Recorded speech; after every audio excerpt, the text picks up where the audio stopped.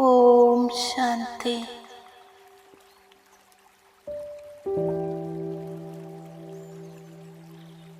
ഞാൻ ഒരു ജ്യോതിപുഞ്ചമായി മസ്തകമധ്യത്തിലിരിക്കുന്നു. ഞാൻ ജ്യോതി സ്വരൂപ ആത്മാവാണ്.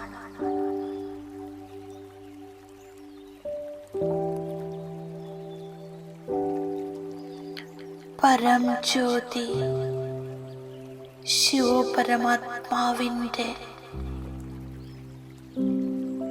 പ്രജാപിത ബ്രഹ്മാവിലൂടെ ശ്രേഷ്ഠ രചനയായ ഞാൻ ബ്രാഹ്മണ ആത്മാവാണ്.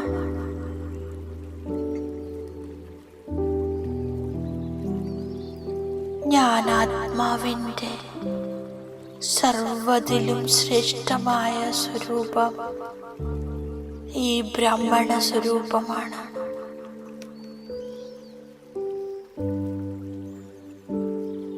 എൻ്റെ ഈ ബ്രാഹ്മണ സ്വരൂപം സർവശക്തികളാലും സമ്പന്ന സ്വരൂപമാണ്.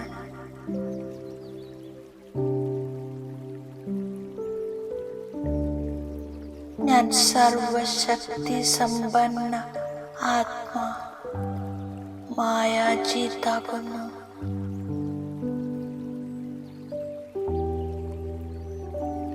ഞാൻ ബ്രാഹ്മണ ആത്മാവ് സദാ വിജയിയാണ്.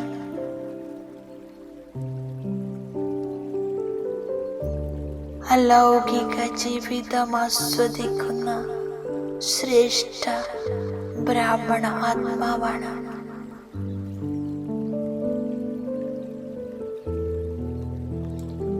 ഞാൻ മഹാൻ ബ്രാഹ്മണ ആത്മാവാണ്. സുപ്രീം ടീച്ചർ പരമാത്മാ ശിവബാബയിൽ നിന്നും സഹജജ്ഞാനവും രാജയോഗവും പഠിപ്പിച്ച് ഞാൻ ബ്രാഹ്മൺ സ്വപവിത്ര ദേവതയാകുന്നു.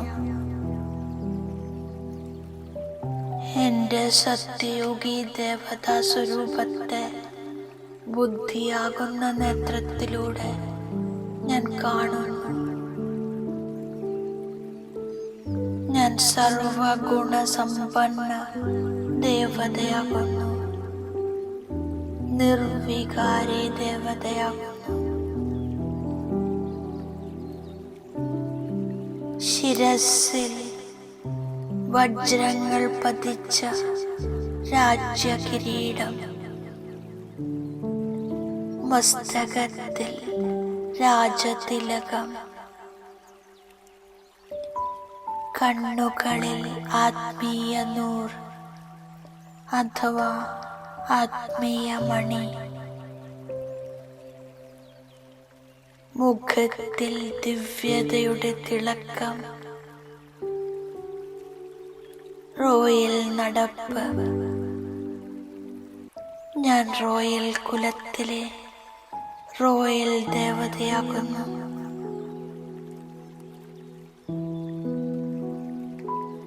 ഞാൻ ബ്രാഹ്മൺ സുദേവതയാകുന്നു. ഞാൻ മഹാനാത്മാവാണ്.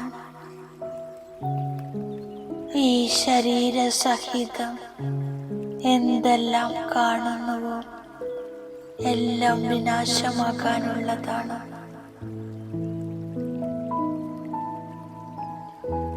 എനിക്കിപ്പോൾ വീട്ടിലേക്ക് പോകണം. അതുകൊണ്ട് ഞാൻ പഴയതെല്ലാം മറക്കുന്നു. ഞാൻ ഈ സന്ദേശം സർവരെയും കേൾപ്പിക്കുന്നു. പരിധിയില്ലാത്ത ബാബ പരിധിയില്ലാത്ത സമ്പത്ത് നൽകാൻ വന്നിരിക്കുകയാണ് എന്ന്.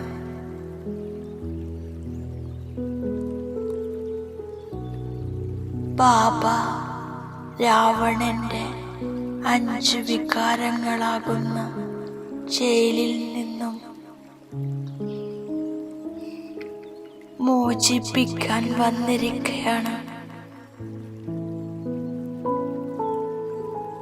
ഇത് പുരുഷോത്തമ സംഗമയുഗമാണ്.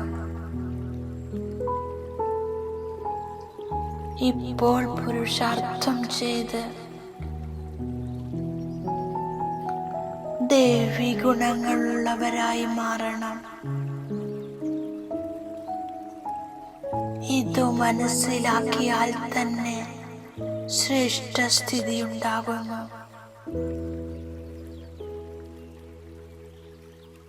ഇപ്പോൾ കുട്ടികൾ ഏകദൈവാരാധന ചെയ്യുന്നു. അതായത് ഒന്നിന്റെ മാത്രം ഓർമ്മയിലിരിക്കുന്നു. ആരംഭത്തിൽ എല്ലാവരും ശിവന്റെ പൂജ ചെയ്തിരുന്നു. ഉയർന്നതിലും ഉയർന്ന ഭഗവാൻ ശിവനാണ്. പിതാവുമാണ്, ശിക്ഷകനുമാണ്. മനുഷ്യനിൽ നിന്നും ദേവതയാകാൻ പഠിപ്പിക്കുന്നു. ദേവതയിൽ നിന്നും മനുഷ്യനായി മാറാൻ 84 ജന്മമെടുക്കേണ്ടി വന്നു. എന്നാൽ മനുഷ്യനിൽ നിന്നും ദേവതയായി മാറാൻ സെക്കൻഡ് മതി. ബാബ ടീച്ചറുമാണ്, സദ്ഗുരുവുമാണ്. ഞാനിപ്പോൾ ഈ പഴയ ലോകത്തിൽ നിന്നും തിരിച്ചു പോയിക്കൊണ്ടിരിക്കുകയാണ്. ഈ പഴയ ലോകത്തെയും പഴയ ദേഹത്തെയും ഉപേക്ഷിക്കണം. ഞാൻ പുരുഷോത്തമനാകാനുള്ള പുരുഷാർത്ഥം ചെയ്തുകൊണ്ടിരിക്കുന്നു, പഠിച്ചുകൊണ്ടിരിക്കുന്നു, മറ്റുള്ളവരെയും പഠിപ്പിക്കുന്നു. കേവലം ബാബയുടെ സന്ദേശം കൊടുക്കുന്നു.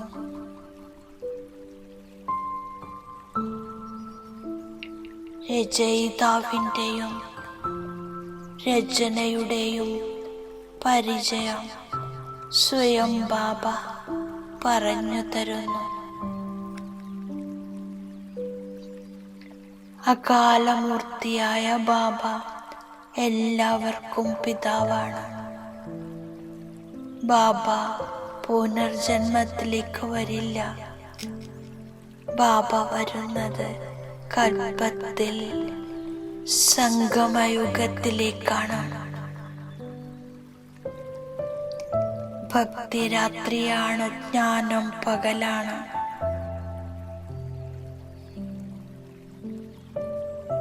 ബാബ വന്ന് ചക്രവർത്തിയാകാനുള്ള പഠിപ്പ് പഠിപ്പിക്കുന്നു.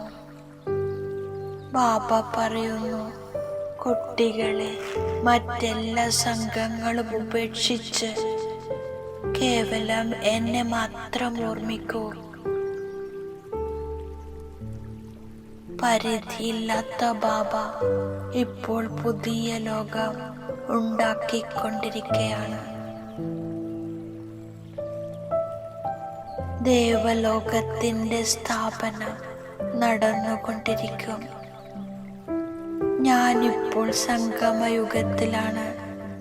എനിക്കിപ്പോൾ സത്യയുഗം കാണാൻ കഴിയും, കലിയുഗവും കാണാൻ കഴിയും.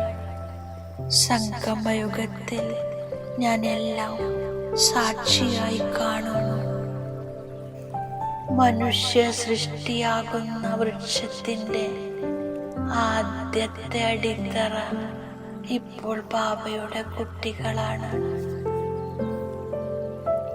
ബീജത്തെ പറയുന്നു വൃക്ഷപതിയെന്ന്. വൃക്ഷം പൂർണ്ണമായും ജീർണിക്കുമ്പോൾ ബാബ വരുന്നു. ദേവതാധർമ്മത്തിന്റെ സ്ഥാപന ചെയ്യാൻ ഞാൻ മൂലവതനവാസിയാണ്. ഇപ്പോൾ പാർട്ട് അഭിനയിക്കാൻ ഇവിടെ വന്നിരിക്കുകയാണ്. ഞാൻ ഓൾറൗണ്ട് പാർട്ട് അഭിനയിക്കുന്നു. അതുകൊണ്ട് മാക്സിമം 84 ജന്മങ്ങൾ എടുക്കുന്നു.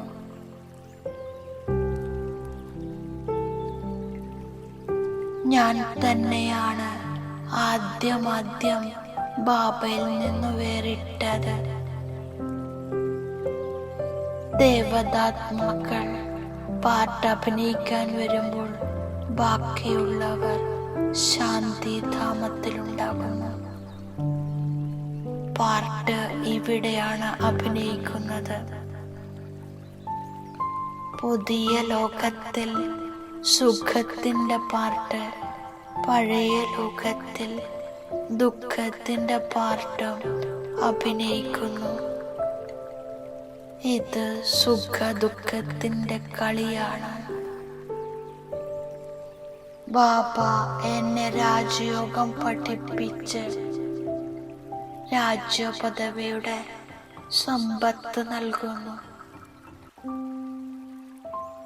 എപ്പോഴാണോ മുഴുവൻ കൽപ്പവൃക്ഷവും ജീർണിച്ച അവസ്ഥയിലെത്തുന്നത്, അപ്പോൾ ബാബ വീണ്ടും വരുന്നു.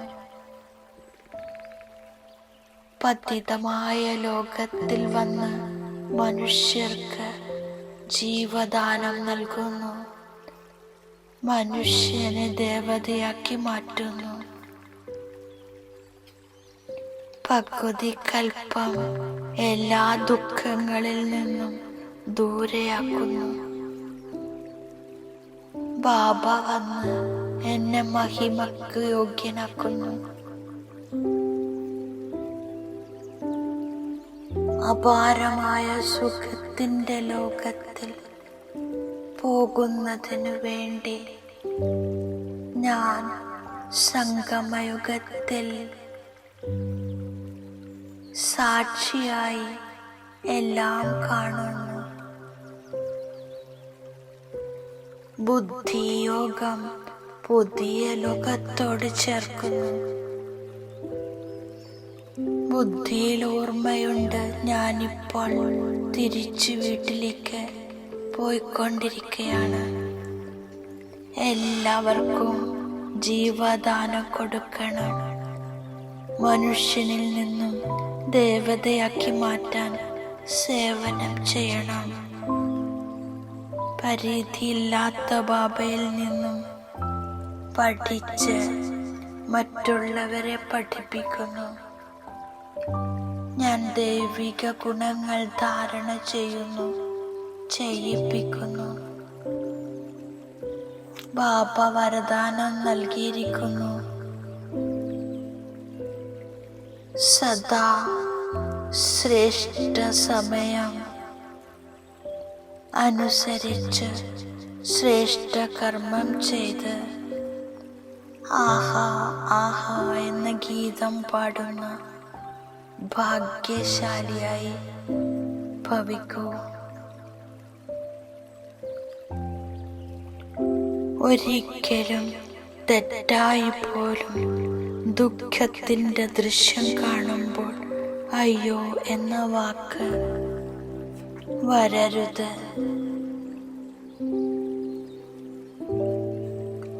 ആഹാ ബാബ, ആഹാ ഡ്രാമ.